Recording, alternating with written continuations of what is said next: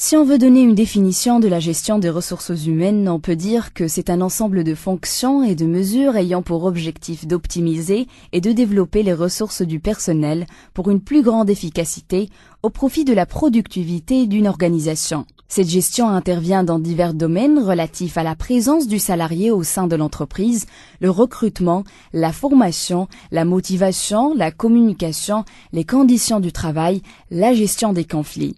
Aujourd'hui au Maroc, on commence à considérer la gestion des ressources humaines comme un élément essentiel dans la stratégie de l'entreprise. Cela est dû au contexte économique mondial qui évolue avec une rapidité telle qu'il ne laisse aucune chance pour l'entreprise qui n'instaure pas dans son organisation une vraie gestion des ressources humaines bâtie sur l'efficacité et la réactivité. La conjoncture marocaine voit donc naître des entreprises soucieuses d'assurer une gestion des ressources humaines efficace et efficiente, ce qui laisse présager un bel avenir pour la fonction au Maroc. Nous avons rencontré un jeune responsable des ressources humaines qui évolue au sein d'une entreprise de taille moyenne et qui va nous parler de son métier.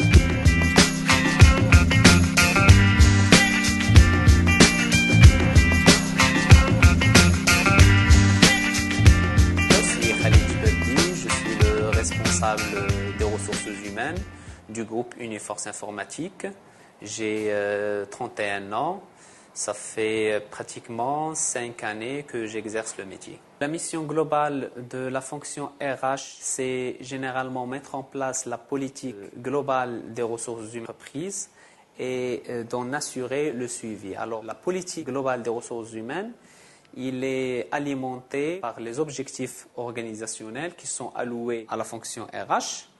Le suivi, il est alimenté par un ensemble d'activités, par la planification des ressources humaines, c'est via le recrutement, via la formation, via la motivation qu'on exerce au quotidien, via la politique de rémunération, via un ensemble d'activités.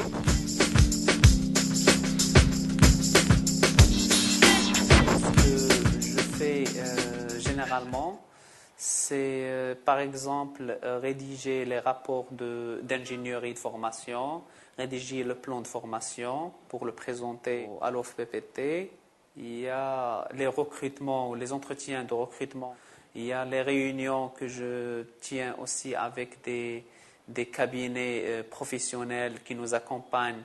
Souvent des activités professionnelles comme le recrutement. Aussi, je m'occupe de la partie de rédaction de contrats des nouvelles recrues, de l'accompagnement aussi des nouvelles recrues, les insérer, les intégrer.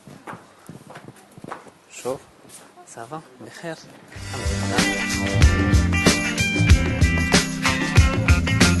Le choix de la fonction RH était par hasard.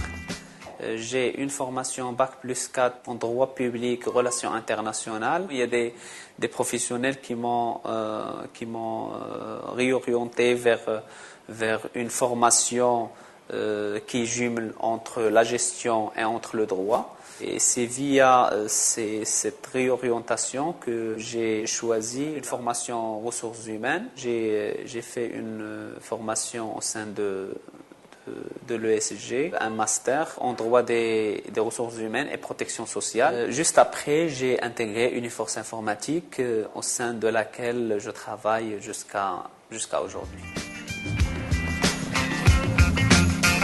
Ça va.